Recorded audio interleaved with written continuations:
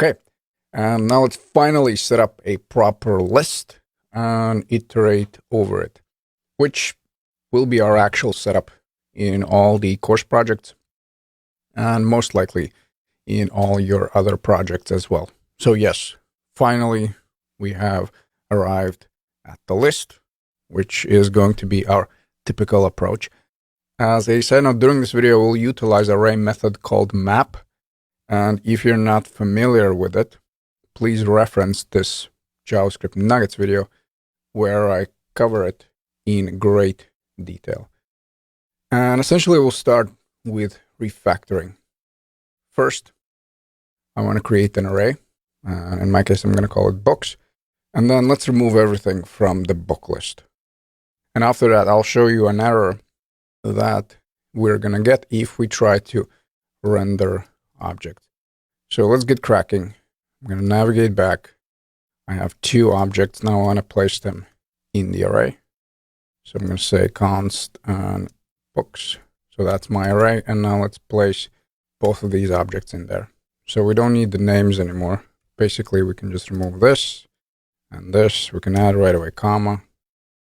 And we can remove this part as well as the semicolon.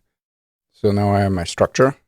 Effectively, I have an array of items, and each item is that object. Now also, we right away want to remove everything that we have in the book list. Otherwise, of course, we're going to get the error. And now let me showcase what happens if we try to render objects in React. So if I go with the curly, so I'm going back to JavaScript, and I'm going to say books. So I want to access the books variable. And then if we take a look at the console, we'll see these giant error messages. And essentially, here's the deal. In React, we cannot render objects directly in the JSX.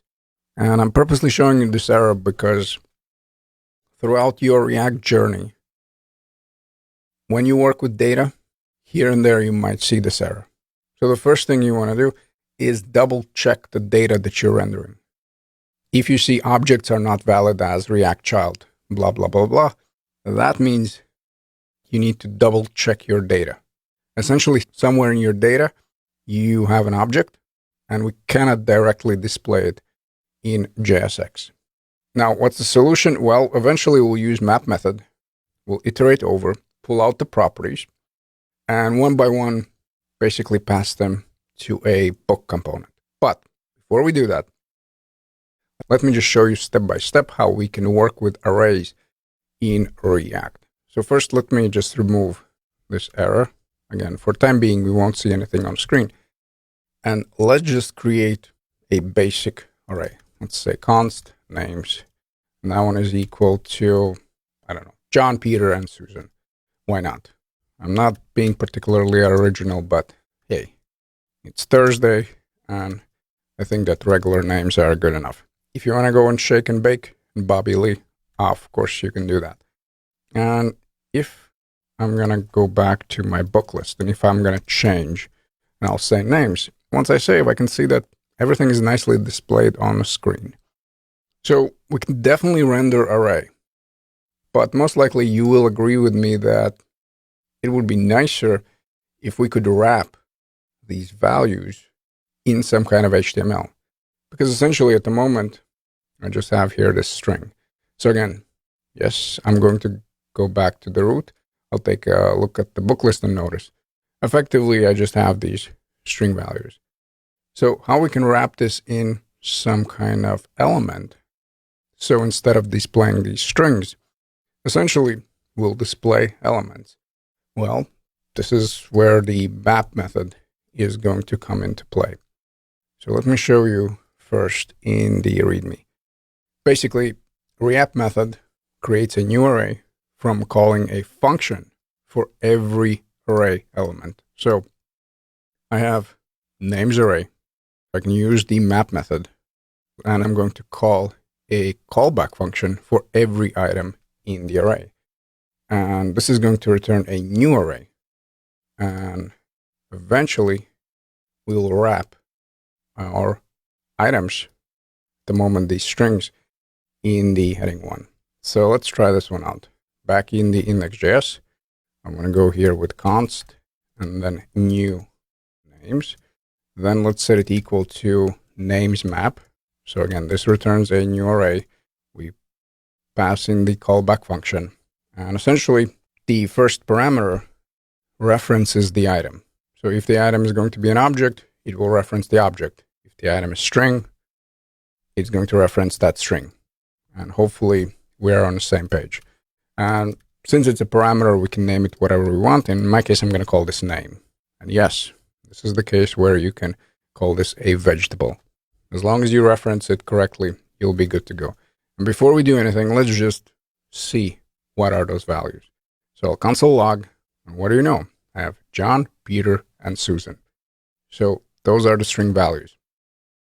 And what's really cool that we can effectively just set up a return. And we want to return a HTML element wrapping that specific string. Now, of course, with object, it's going to be a little bit different. But for now, we simply want to go here with return. And then whatever element you want. In my case, I'm going to go with heading 1. And now I want to access it. So now I want to say, you know what, grab me this name parameter. And before we render anything, let me just showcase what is the value for new names. Let's save it. And in the console, you'll see a new array, which is, of course, awesome. And then check it out. Now I have those React elements. So essentially, instead of doing this manually, we iterate over the list, we wrap it in some kind of element, and we're good to go. And as a result, basically, we can just replace names with new names, save it, and what do you know? Now I actually have 3 heading 1s with these values. And as you can see, this right away opens up a lot of doors because this truly is a dynamic setup. I have some kind of data, which is a list, and I can iterate over that list and return whatever HTML structure I want to see on a screen. Now, don't worry about this key prop. Effectively, we'll fix this warning in few videos. Also, I want to mention that since we have this option to go back to JavaScript land, essentially, you can also take this code and right away write it over here. Remember, we're looking for expression. So we want to get some kind of value back. And essentially with map, this is what we're getting. So if you don't like setting up the new variable and then accessing it, you can do this directly. So essentially, we're still doing the same thing. The difference right now is that we're writing everything here inside of the component. Again, 2 flavors. There's no right or wrong. You can use either of these options. The result is going to be exactly the same. Again, we iterate over the list and we just wrap the elements in some kind of HTML structure. And once we're familiar with the basic setup, up next we'll take a look how we can do the same thing with our books array.